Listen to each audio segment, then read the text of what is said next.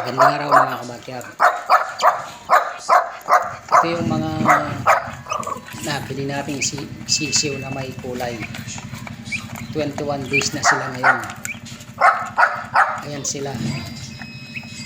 Malapit nang makumpleto yung balahibo nila. Nawawala na yung binagay nilang kulay. Napapalitan na ng kulay puti.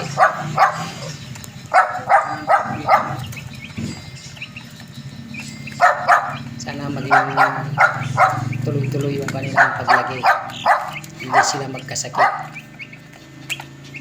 Tapos dinagdagan natin sila ng 45 days para naman marami-rami ang ating aalagaan na sisiw. Yung purong kulay puti, mga 45 days yan.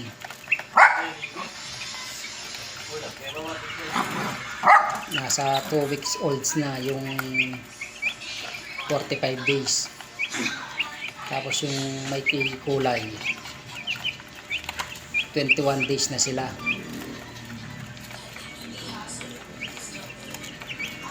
Okay naman sila, malulusog, malakas kumain. Sana maging tuloy-tuloy yung kanilang magandang pangangatawan.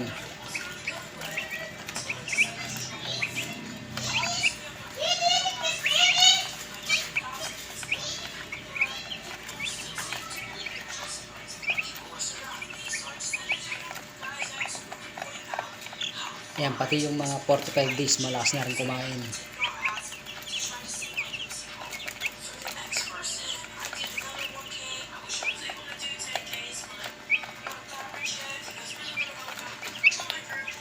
Maraming salamat sa panonood mga kabakyar.